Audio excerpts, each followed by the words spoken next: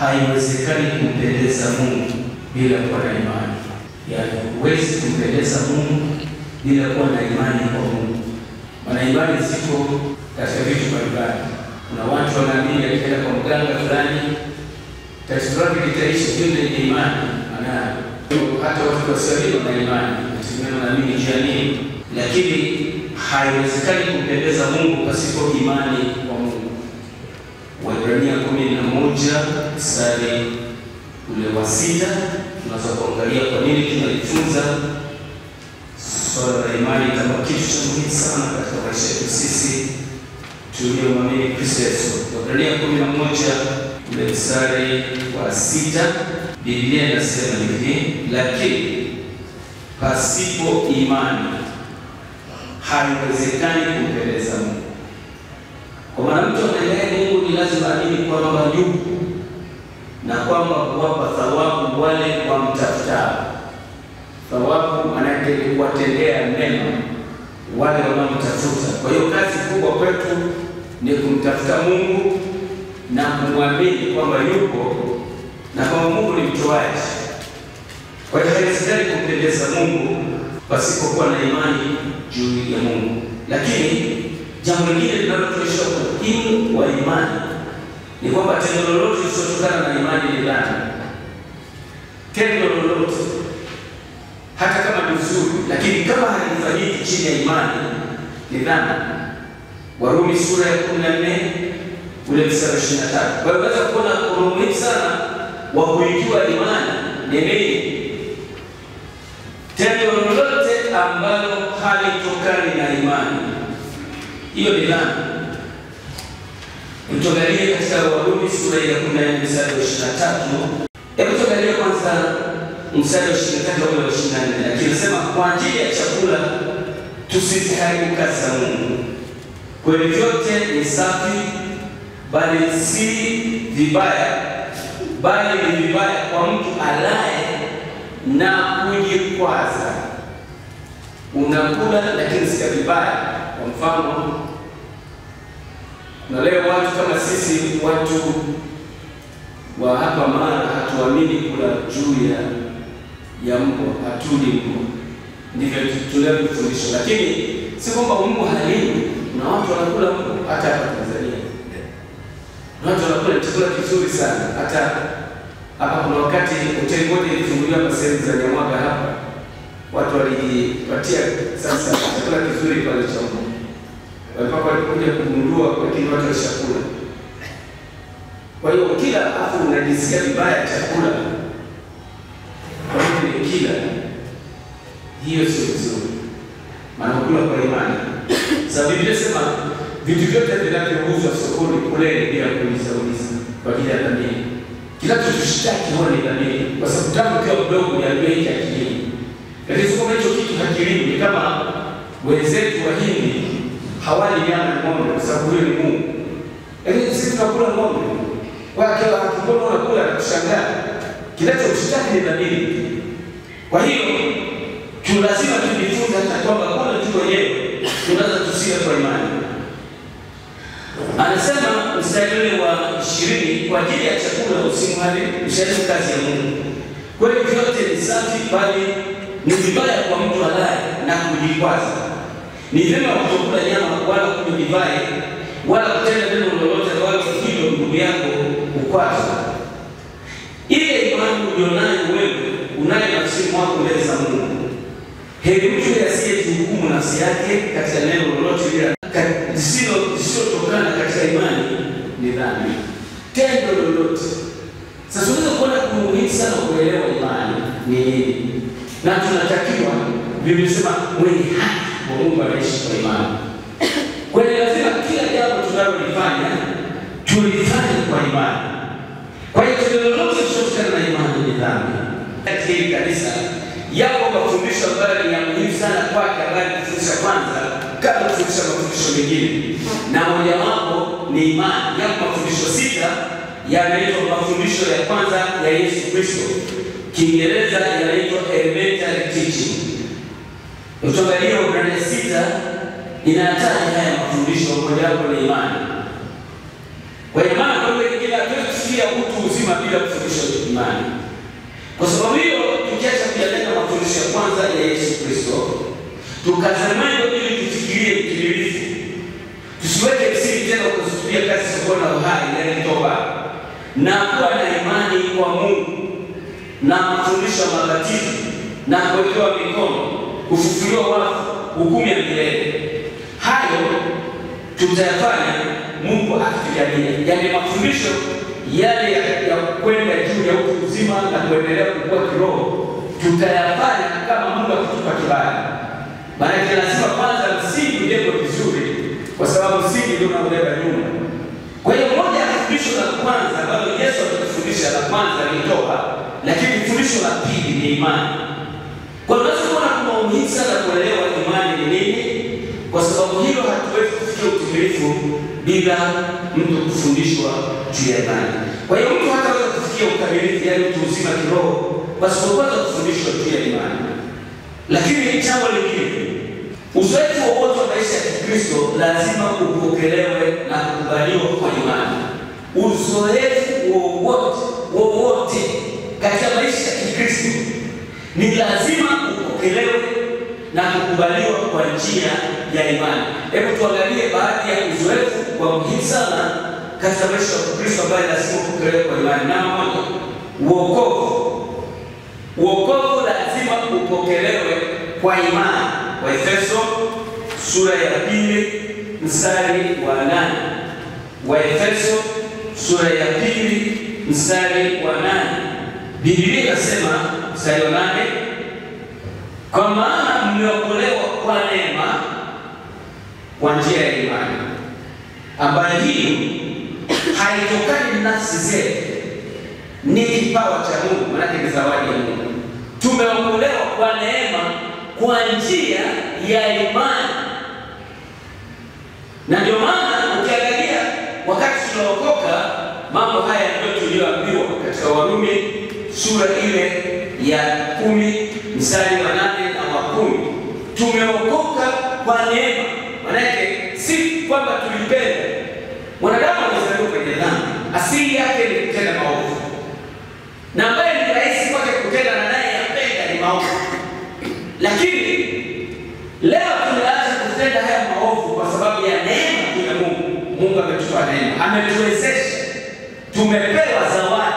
Neema maana yake ni ile kitu ambacho unakipata usichostahili, yaani hakikuwa haki yako, haukuwa na haki ya kukidai, lakini umestahilishwa, yaani umewezeshwa.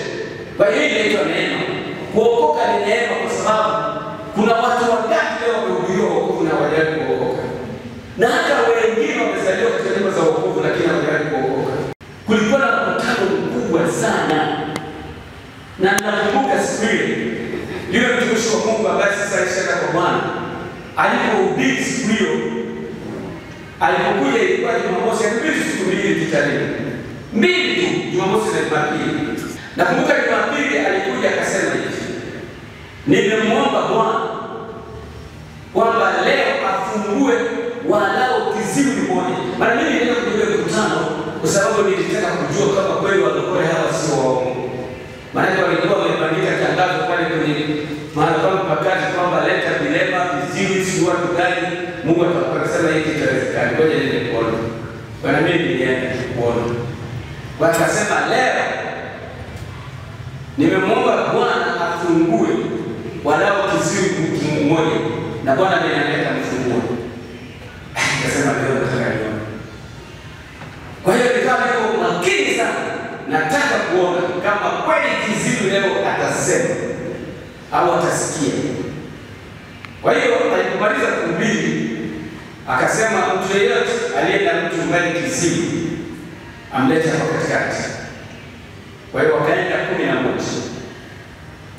Wachache ni mmoja alikuwa anafahamu, lakini wengine hawakufahamu. Kwa hiyo kama nataka kuangalia. Kwa hiyo walipoenda 11, hiyo ni kwamba mtumishi wa Mungu alikuwa mtu makini sana. Katika watu ambao nimewahi kuona watu makini mmoja wao, akasema maneno haya, mimi nilimwomba Mungu afungue mtu mmoja, lakini wamekuja 11. Bwana akiona vema kuwafungua wote, jina la Bwana libarikiwe. Lakini mimi nilimuomba mmoja. Kwa kifungua mmoja mimi kwangu nitakuwa ni sawa. Kwa hiyo akawaambia wale walioleta viziwi wale, akamwambia sasa nini, sogeni kwa mtu aliyekiziwi, weka vidole vyako kwenye masikio yake, afu mimi niombe. Basi akaomba. Alipoomba 11 wote walifunguliwa. Nikasema huyu kweli, huyu Mungu nilikuja na mimi nilimchagua. Nikasema nataka na huyu Mungu kama huyu bwana niko na mfano. Na mimi nikanyosha mkono. Kwa hiyo siku nikaokoka. Lakini wale 11 waliofunguliwa, hata yule mmoja alikuja kanisani, akaja kanisani baada ya kati. Miujiza haibadili watu. Sasa watu wanatabia kusahau. Ukishaka baada ya mfano ukaona umepona, unaona kitu kiko na maana ni kawaida. Kwa hiyo ile hali ni mtu anaweza akampenda Mungu. Ni yule mtu anaenda kwa Yesu kwa sababu yeye anataka kuwa na Yesu. Si kwa sababu amefanyia jambo na Yesu. Kwa maana hiyo ukiangalia watu wanafanya matendo makubwa, wengi saa zingine hawaendelei. Kwa sababu ni kawaida wanadamu wakishapata kitu wanachokitaka usahau. Lakini yule mtu aliyempenda mimi nataka Yesu, huyo mara nyingi ataendelea. Sasa alienda si kwa sababu alipata kitu kwa Yesu, yeye alienda kwa sababu anataka. Kwa hiyo wokovu tulipataje? Hebu tusikilize. Warumi 10 tunapata kwa imani. Mstari wa 6. Wanani sura sema hivi. Lakini na nani? Lile neno liko karibu nawe. Katika kinywa chako na katika moyo wako. Yaani lile neno la imani tulihubiriwa. Ili neno tunalohubiri injili inaitwa neno la imani. Paulo alikuwa anahubiri neno la imani. Kwa sababu ukimkiri Yesu kwa kinywa chako ya kuwa ni Bwana, na ukarimu moyo wako ya kuwa Mungu alitoka katika wafu, utaokoka. Kwa maana kwa moyo mtu mwamini atakupata haki, na kwa kinywa kukiri atakupata wokovu. Sasa mimi nikingekuuliza wewe na mimi tuliokoka, siku ile tulipookoka tumeambiwa unataka kumpokea Yesu? Akasema ndiyo. Ina mkono juu. Nilikuwa tunisiwe na kumkaribia. Sema maneno haya. Nikasema. Sema amen. Niliposema amen nikashangaa nimebadilika kabisa. Yale mambo yote ya zamani kwa nafanya sasa siyataki kabisa. Siyataki kabisa. Yaani yamehama. Lakini swali. Nilimwona Yesu kwa macho, sikumuona. Lakini niliamini kwamba Yesu ameingia ndani yangu. Na hata leo ungesema sijui kwa nguvu gani kwamba Yesu hayuko, mimi sitakuelewa. Kwa sababu ninaamini Yesu yuko ndani yangu. Nilimpokea kwa imani. Ina maana na mambo mengine yote kama nilivyompokea Yesu kwa imani, na mambo mengine yote nitayapokea kwa imani bila kuona. Nataka tuone ndio tuamini wakati siku ile tulipoambia tumpokea Yesu tuliamini na tukumuona. Na mpaka leo hatujamuona. Ila mimi kuna wakati Yesu alikuwa kwa binafsi. Na niliogopa sana kiasi ambacho sijui hata yeye anihurumia. Na hakujifunua kwamba yeye ni mkali, alijifunua kwamba jinsi alivyo mpole. Niliogopa mpaka leo jinsi Yesu alivyo mpole. Ninatamani kama tungeweza kuwa wapole kama Yesu. Yaani upole wa Yesu ule unatisha. Yaani alijifunua kwamba alivyo mpole. Nikaogopa sana. Na hata yeye ndio niliogopa. Yesu ni mpole, sisi bado tuna vitu vingi ambavyo vinatusumbua sana. Jeuri yetu, kiburi, majivuno, kujisikia. Unaweza kuweza kujisikia wewe ni binadamu na wengine sio wanadamu. Unaweza kujisikia wewe ni mzuri. Lakini kwenye Biblia haijakutaja kwamba wewe ni mzuri. Biblia haijataja. Wewe unaweza kujisemea kwenye nini tu, lakini Biblia haijataja. Biblia imetaja watu wazuri wako. Mungu mwenyewe anasema hawa ni wazuri. Kwa hiyo mimi na wewe hapa tunataka usije ukasema wewe ni mzuri maana hujataka. Ninajua kuna baadhi ya watu wanataka sana alitaja kwenye Biblia kama ni mzuri. Mtu mwingine aliyetaja ni Rebeka, mke wa Isaka. Alikuwa mzuri. Mtu mwingine aliyetaja kwa wanaume ni mmoja tu, nafikiri ametaja au wawili. Wanaume ni wawili wametaja. Wanaume sio rahisi kutaja kwa sababu wanaume wameumbwa wana maumbile yao ya ajabu. Ndio maana Mungu hapa ni Christ wale, kwa sababu ni kwa wanaume wengi wamepinda na ina mishipa ya ajabu sana ambayo tafikiri waya za kupigia gitaa. Lakini wanaume ni wawili tu waliotaja kwenye Biblia ambao wanafahamu wazuri: Yusufu, Daudi. Lakini sisi wengine tunajifanya tunasema wewe ni mzuri, wewe hujataja. Wewe ni wa kawaida. Nasema ndugu wa kiroho. Kuna wale Mungu asubuhi. Kwa sababu tunajisikia sana. Naomba upunguze kujisikia. Wewe uko wa kawaida sana. Kuna watu wazuri. Sasa kirudi uzoefu mwingine, ubatizo katika Roho Mtakatifu. Ubatizo katika Roho Mtakatifu tunapokea kwa imani. Wagalatia 3:2. Wagalatia 3:2. Biblia inasema Wagalatia usio na akili. Ni nani aliyewaroga ambao yeye ambaye Yesu Kristo aliweka wazi mbele ya macho yenu ya kuwa amesulubiwa? Nataka kujifunza neno hili moja kweli. Je, mlipokea Roho? Angalia Roho inaandikwa kwa herufi kubwa, wala kama mtakatifu. Mlipokea kwa Roho kwa matendo ya sheria au kutokana na imani? Tunapokea Roho kwa kusikia tunapotokana na imani. Tunaambiwa inua mkono juu sasa hivi Roho wa Bwana yuko hapa. Na watu wanajaa. Lakini ukimuuliza mtu umemwona Roho kwa macho? Hapana. Tulipokea kwa imani. Tulikubali neno la Mungu kama lilivyo na tukapokea Roho Mtakatifu. Na leo tunanena na Roho Mtakatifu ni dhahiri katika maisha yetu. Lakini jambo lingine ni uponyaji. Uponyaji tunaupokea kwa imani. Kwa imani.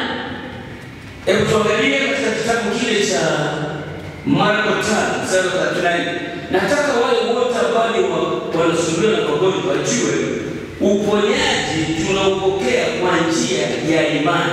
Hebu tuangalie Marko 5. Fundisho hili ni la muhimu sana kwa wale ambao wanahitaji uponyaji, na uponyaji uko kwa ajili yetu sisi leo. Hebu tuangalie mstari wa 25. Lakini nataka zaidi ule mstari wa 34. Na mwanamke mmoja mwenye kutoka damu miaka 12 na kuteswa mengi kwa mikono ya matabibu wengi, amegharimiwa vitu vyote alivyokuwa navyo, kusimfae hata kidogo, bali hali yake ilizidi kuwa mbaya. Alienda kwa waganga, akatumia pesa, lakini hali yake ilizidi kuwa mbaya. Sasa sio kumsalisha sana. Aliposikia habari za Yesu, akagusa vazi lake, maana alisema nikiagusa mavazi yake tu nitapona. Huyu mama alisikia habari za Yesu. Imani inakuja kwa kusikia. Kuna watu wanakuja hapa kuombewa na mlisikia. Mkienda kule chini wanaombea watu na Yesu anawaponya.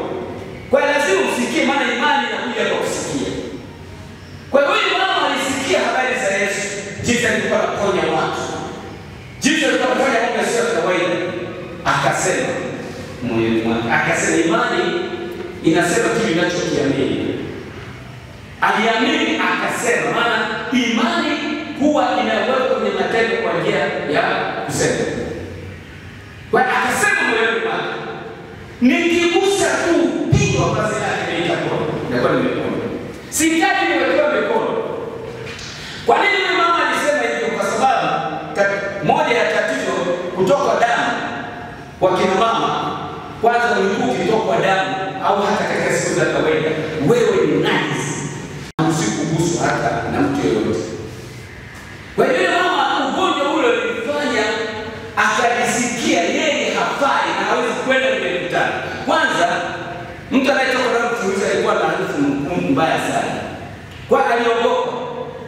Lakini ana shida na anaamini kwamba Bwana, mimi kwa sababu siwezi kwenda kujieleza kwa Yesu, najua Yesu hawezi akaniombea mimi kwa sababu najua mimi ni najisi, maana Torati hizi zilikuwa zinazungumza. Kwa hiyo alikuja akasema nikigusa ule upigo wa vazi mimi nitakuwa nimepona. Kwa hiyo alikuwa anaamini nguvu na uwezo wa Yesu Kristo katika maisha yake.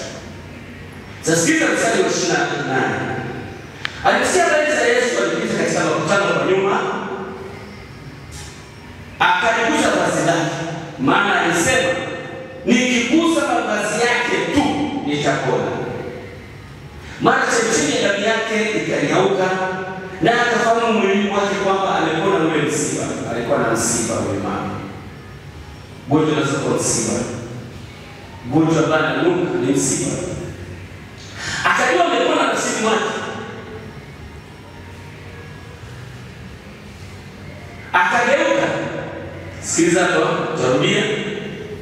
Mara Yesu haya akifahamu nafsini mwake kwamba nguvu zimemtoka, akageuka katika makutano akasema, ni nani aliyegusa vazi yangu?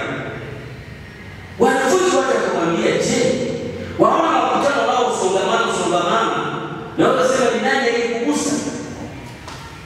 Akatazama pande zote ili muone yule aliyetenda jambo hilo. Unaona, Yesu aligusa. Unajua tunatakiwa kumgusa Yesu. Kumgusa Yesu anaelewa kumgusa. Wale wanafunzi walimwambia, mheshimiwa, mbona watu ni wengi sana, kila mtu hapa amekugusa, sasa usitutanganye ni nani amekugusa? Kila mtu hapa alikuwa anakugusa. Lakini nasema hapana, kuna mtu amenigusa. Amenigusa kwa imani. Maana nimesikia nguvu zimenitoka.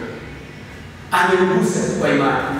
Tunatakiwa kumgusa kwa imani. Tusiende kusongamana kwenye kumbi na Yesu kumzunguka tu, haitoshi. Inatakiwa kugusa kwa imani. Na kumgusa kwa imani maana yake ni nini? Ni kukubali kwamba Yesu anaweza. Hakuna linalomshinda. Hakuna linalomshinda Yesu. Lazima tunapomwendea Yesu tujue anaweza. Kuna watu walimwamini Yesu mpaka akasema, wewe una imani kubwa. Kwa mfano yule askari alikuwa akija mgonjwa wake mahututi sana, karibu na kufa. Yesu alipofika karibu na nyumba yake akamwambia, mimi sistahili uingie katika nyumba yangu. Sema neno tu, tumshomba tapona. Sema neno tu, hata kwa mbali. Kwa nini? Mimi ni mtu niliye chini ya mamlaka, nimezoea kupewa amri. Nikiambiwa na mkuu wangu pale, fanya hivi, mimi huwa natekeleza. Lakini pia kuna askari walio chini yangu, nikiwaambia fanya hivi, huwa wanafanya. Mimi nimezoea kujua mamlaka inayotenda kazi. Huyu mtu alijua kwamba mamlaka yote yako katika mikono ya Yesu. Alijua Yesu akisema neno inatosha. Ile ni agizo na ni lazima limetekelezwa na limefanya kazi. Yesu akasema, sijaona mwenye imani kubwa kama hii katika Israeli. Huyu mtu alikuwa mtu wa mataifa, hajaokoka, lakini alikuwa anaamini juu ya mamlaka ya Yesu. Lazima tuamini juu ya mamlaka ya Yesu. Yesu anaweza. Si tu ndiye ukoka, Yesu ndiye ameumba mbingu na nchi. Anaweza yote. Kwa hiyo huyu mama alimgusa Yesu. Yesu akasema, kuna mtu ameligusa. Kwa nini? Nguvu zangu zimetoka. Akageuka anaanza kuangalia huku na huku. Yule mama akajielewa ni yeye anayetafuta. Kwa nini? Kwa sababu Biblia inasema alihisi ile hali ya mwili wake kwamba zile damu sasa hazitoki. Kwa hiyo akabidi ajitambulishe kwa Yesu. Hebu sikiliza kilichotokea. Biblia inasema hivi. Yule mwanamke akaingiwa na hofu na kutetemeka, akijua lililompata. Akaja akamwangukia, akamweleza kweli yote. Akamwambia, binti yangu, imani yako imekuponya. Enenda zako kwa amani. Imani yako imekuponya. Unajua kwanza nikwambie, sio kwamba leo hapa kuna hitajika sisi nani aje hapa ndipo watu wapone. Si kweli. Masuala ya watu kutopona hayakuanza leo kwangu mimi, yalianza kwa Yesu mwenyewe. Tuangalie Yesu alivyoshindwa kufanya miujiza nyumbani kwao. Watu hawakumwamini, watu waliona kawaida. Lakini nataka nikueleze hivi. Ukija hapa unajua Yesu anaweza, lazima upokee uponyaji. Tunaona katika Marko 6 kuanzia mstari wa kwanza. Akatoka huko akafika mpaka nchi ya kwao. Wanafunzi wake wakamfuata. Na ilipokuwa Sabato alianza kufundisha katika sinagogi. Hapa msikiti ya kwao, nyumbani kwao. Wengi wakasikia wakashangaa. wakisema, huyu ameyapata wapi haya? Ni hekima gani aliyepewa huyu? Ni nini miujiza mikubwa inayotendeka kwa mikono yake? Huyu si yule seremala mama Mariamu na ndugu zao, ndugu yao Yakobo na Yose na Yuda na Simoni, na mama wake hawako hapa kwetu? Wakaibwa kwake. Yesu akamwambia nabii Aposi zishinde sipokuwa katika nchi yake mwenyewe na kwa jamaa zake na nyumbani mwake, wala haweza kufanya muujiza wowote huko isipokuwa aliweka mikono juu ya watu wagonjwa wachache akawaponya. Akastaajabu kutokuamini kwao, akastaajabu, akashangaa. Hawaamini, eti wanasema tu ili muujiza amepata wapi? Ili mambo nani alimfundisha? Mbona tunamfahamu? Huyu si yule Yesu mseremala huyu. Mbona ndugu zake tunawafahamu, wakina Yakobo tunao hapa, wakina Yose, wakina Simoni, hata dada zake mbona tunawafahamu? Wakajikwaa kwa Yesu. Shida haikuwa Yesu, wale watu hawakuamini. Unaweza kuwa na wewe uamini, hujui kwamba Yesu anaweza kufanya yote. Yesu hashindwi na ugonjwa. Mbona tunaenda kwa daktari na tunawaamini madaktari? Unaambia ukienda India utapona. Watu wanaenda India, wanatumia gharama kubwa, wakiamini wakifika kule watatibiwa watapona. Kwa nini usimwamini Yesu anaweza? Sasa maana Yesu akastaajabu, alishinda kufanya miujiza si kwa sababu hawezi, lakini watu walishinda kumwamini. Maana kwa lugha nyingine walishinda kukubaliana na neno la Mungu. Imani maana yake kukubaliana na neno la Mungu. Kama nilivyosema ndivyo hivi. Sasa kama wewe unaletea shaka, maana ni vigumu sana kupokea muujiza. Lakini ukiamini yote yanawezekana kwa kiaminie, ndio makofi mengi sana. Kwa hiyo uponyaji unakuja kwa njia ya imani. Lakini sivyo hata mafanikio kuinuliwa juu katika shughuli zako, katika kazi unazofanya, lazima uamini, na ndipo utaona neno katika maisha yako. Hebu tuende katika kitabu kile cha Wagalatia 3:14, lakini mimi nitaanzia 13:13. Mafanikio yote yanakuja kwa njia ya imani. Lazima tumwamini Mungu kwamba Bwana amesema tutakuwa vichwa, hatutakuwa mkia. Tutakuwa juu, hatutakuwa chini. Tutakopesha, hatutakopa. Aliyesema maneno haya ni Mungu. Lazima tumwamini.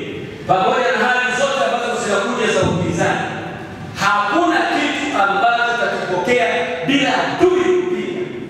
Atajaribu, lakini wewe lazima usimame kwenye neno la Mungu. Amini neno la Mungu kuliko mashaka yako. Weka mashaka kwenye mashaka yako, usiweke mashaka katika neno la Mungu. Maana Mungu analiangalia neno lake alipata kutimiza. Mbingu na nchi zitapita, lakini maneno yake hayatapita.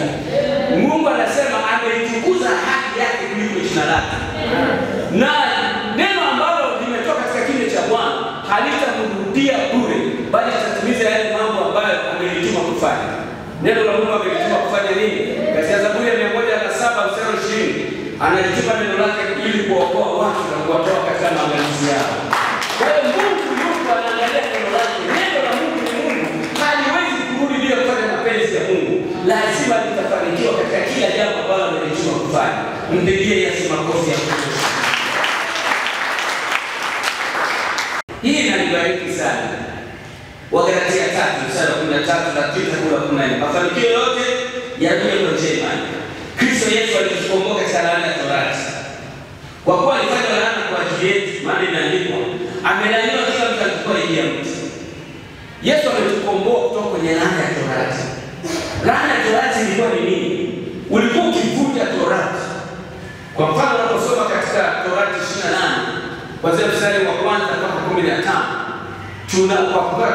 tunaona kama utasikiza sauti ya Bwana na kufanya aliyosema, baraka hizi zote zitakujilia na kukupata.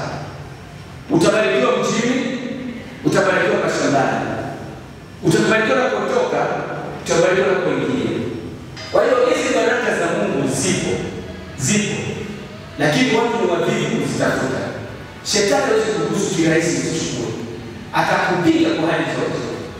Sasa ukisoma katika sura ile 28 kuanzia 15 mpaka 68, unaona kuna laana nyingi sana zimetajwa mahali pale.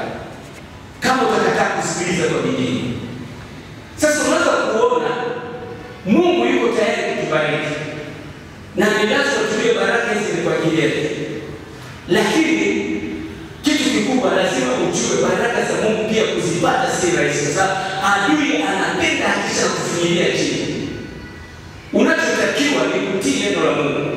Katii neno la Mungu kafanya na Mungu atakubariki. Mungu anataka tubarikiwe na tuinuliwe. Sasa angalia, Yesu alifanyika laana ili sisi tupokee baraka za Ibrahimu. Tuangalie mstari wa 14. Biblia inasema mstari wa 14, ili kwamba baraka za Ibrahimu ziwafikie mataifa kwa njia ya Yesu Kristo, tupate kupokea ahadi ya Roho Mtakatifu kwa njia ya imani. Ahadi ya Roho Mtakatifu kwa njia ya imani. Baraka tunazipokea kwa imani. Mpenzi makofi. Baraka tunazipokea kwa imani. Lazima tuamini Mungu wetu anatuwazia mema. Katika Yeremia 29:11 anasema, ninajua mawazo ninayowawazia mimi ni mawazo mema, si mawazo mabaya, kuwapa tumaini siku zenu za mwisho. Mungu anahusika sana na maisha ya watu. Lakini sio hivyo. Ayubu anasema hivi, ijapokuwa mwanzo wenu ulikuwa mdogo, lakini mwisho wenu utakuwa mkubwa. Mungu anataka tubarikiwe ndugu zangu. Baraka za Mungu hizi ni kwa ajili yetu. Katika sura ile tusome wote sasa pale. Wakorintho wa pili sura ya 8. Hizi baraka ni zetu. Sasa Wakorintho wa pili sura ya 8 mstari wa 9. Naomba tusome wote mahala pale. Sura ya 8 mstari wa 9. Wote tusome. Hebu tuanze wote mara moja. Umefika? Wakorintho wa pili sura ya 8 mstari wa 9. Maana mnajua neema ya Bwana wetu Yesu Kristo. Sasa tuseme hivi. Sema hivi, maana ninajua. Unajua, kusema tunajua siamini kama ni kweli. Maana kuna wengine, maana ninajua. Lazima ujue. Na kama hujui utaumia na maskini. Lazima ujue neema.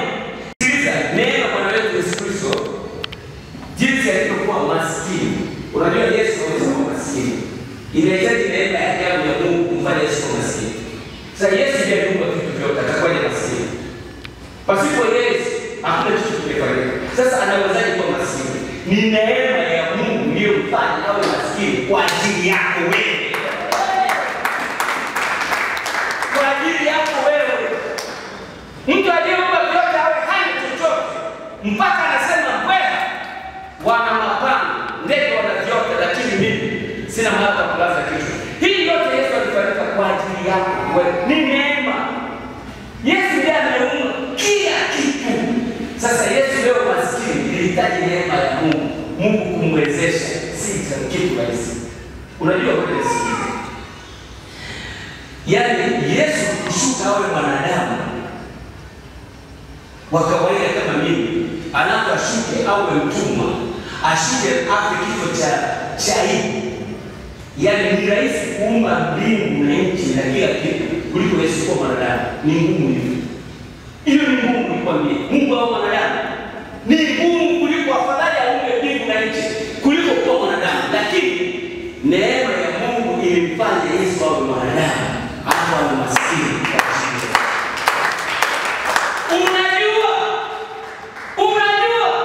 Unaweza kuwa hujui. Unajua.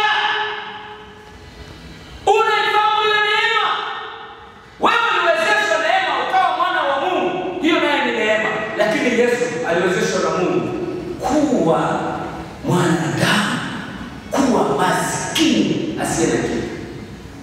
Hiyo sio rahisi. Sio rahisi. Lakini kwa ajili ya upendo wa Yesu kwako wewe, Yesu akawa maskini sana. Hebu sikiliza. Hebu tusikilize. Alikuwa tajiri.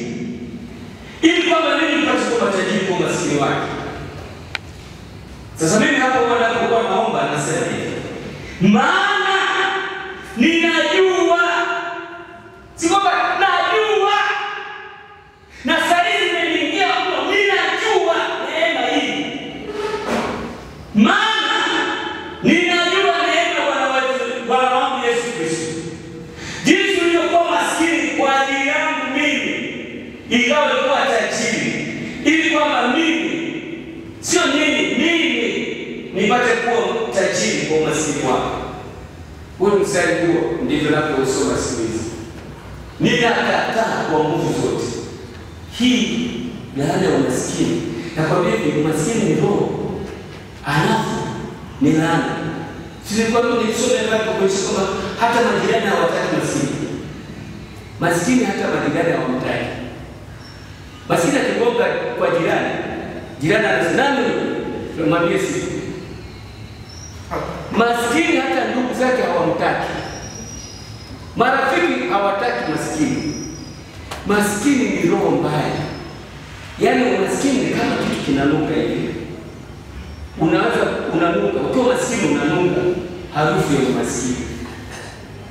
Ukienda hata kwenye familia kwenu, kwenye vikao kama hivi vya familia, wakati hata baada ya msiba, maskini utanyosha mkono, hautachagua kama mmoja kwa ongea mpaka utainuka. Sasa hapa mnapendelea watu wengine tunanyosha mkono, hakuna mtu atakayetayari. Mwenyekiti anasema vijana wapi? Yana vikao kama katuba kule hivi. Piga viboko. Hao vijana watatuharibia mkutano. Unasikia tabia mbaya nyosha mkono leo na mzee leo kuna kutusaidia. Sema hilo kwa kweli tumekubali kwa sana. Maneno maskini hayana ladha. Hayana ladha, maneno maskini. Maskini maneno yake hayana ladha. Hayana utamu wote. Lakini maneno ya boss akisema neno tu watu wasemaje? Hata sisi boss tulikuwa tunawaza hivi. Mnajua neema ya Bwana Yesu Kristo. Sijui kama unaelewa. Mungu akufungue macho. Akufungue sana macho. Sasa hivi napenda sana kusoma sana ile Waefeso 1:17. Mungu kufungua macho yangu.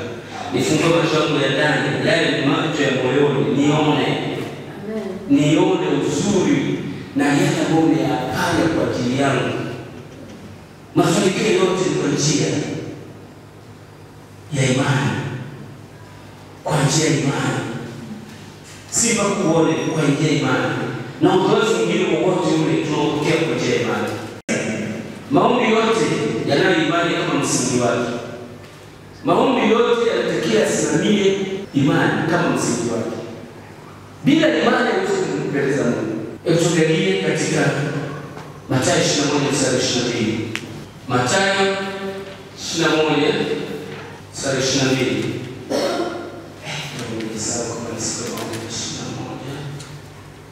Mathayo 21:22. Hebu tusome pale. Yesu akajibu akawaambia, amin nawaambia, mkiwa na imani isiyokuwa na shaka mioyoni mwenu, si tu hilo la mtini. Mnaweza kunana hata siku alipokuwa akienda mjiani aliona njaa. Akaona mtini mmoja kando ya njia, akauendea sione kitu juu yake ila majani tu. Akawaambia, yasipatikane matunda kwako hata milele. Sasa wanasema hivi, mtini unapokuwa na majani mengi, maana yake huwa kuna matunda yako ndani. Usio kama Yesu alimuonea huu mti, kwa sababu Yesu hawezi kuonea mti. Alipoenda alijua kwamba lazima atapata matunda kwenye ule mti. Lakini alipotafuta kupata tunda, anamata kwa ule mti ulimdanganya.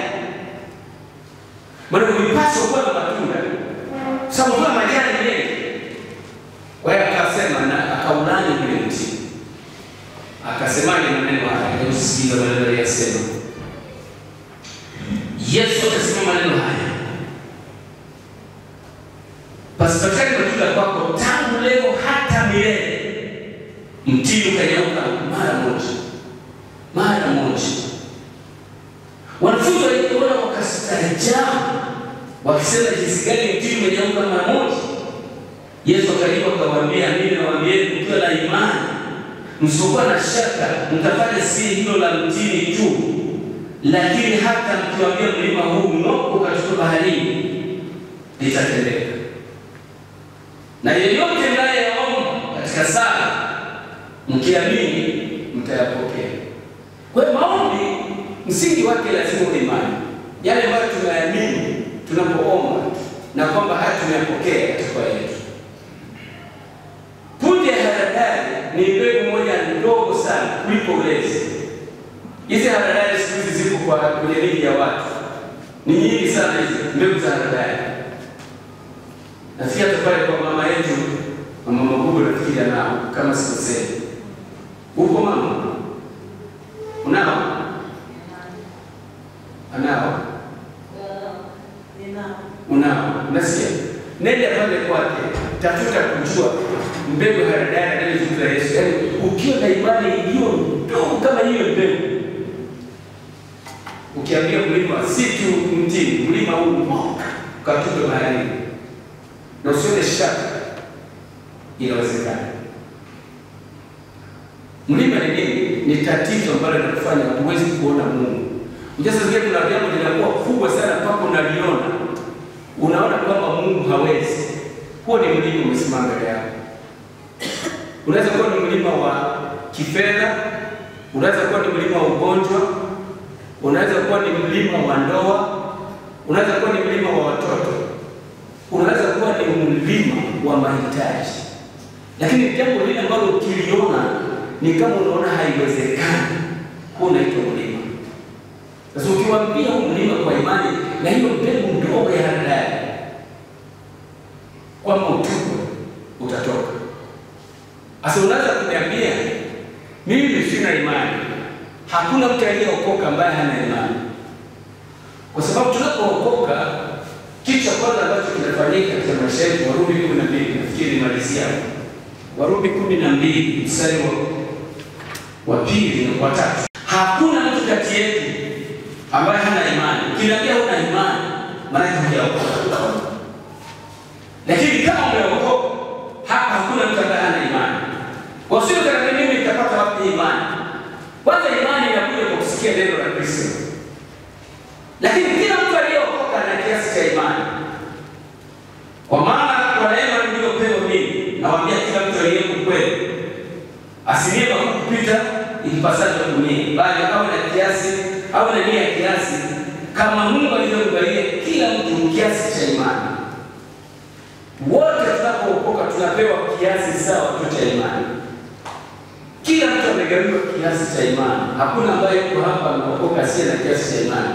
Wote tuna kiasi cha imani. Kwa hiyo wote tuna uwezo wa kuhamisha milima ikatoka mbele yetu. Yesu makofi. Kila imani inakuwa kama unavyoitendea kazi. Na imani tunaanza tunaiachilia kwa njia ya maneno. Maana imani huwa inasema unaamini, alafu unasema kile unachokiamini. Wakorintho wa 2 sura ya 4 mstari wa 13. Unaamini, imani inajieleza kwa njia ya maneno. Wakorintho wa 2 sura ya 4 mstari wa 13. Tuje tuone kwa mbeleni, lakini kuonyesha kidogo haya ni ambayo bado hatujafikia. Warumi 4 mstari wa 13 inasema hivi: lakini kwa kuwa tuna roho ile ya imani, tuna roho ya imani. Kwa kuwa tuna roho ile ile ya imani, kama ilivyoandikwa, na niamini na kwa sababu hiyo na ninena. Sisi nasi tuamini na kwa sababu hiyo twanena. Tunanena nini? Tunanena kile ambacho neno la Mungu limesema juu yetu. Kwa kupigwa kwa Yesu Kristo mimi nimepona. Mimi ni mzima. Mimi si Mungu. Yesu amenichukua magonjwa yangu. Hiyo imani inajieleza kile unachokiamini unakisema, maana unaiachilia imani yako katika matendo. Kwa hiyo tusisubiri kwamba mimi mpaka nisikie maumivu ya maisha ndio nimepona. Hapana, hiyo sio imani. Ninaamini, ninanena. Roho ya imani inaamini, inanena.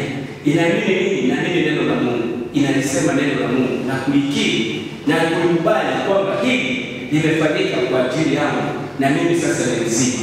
Mpe Yesu makofi. Basi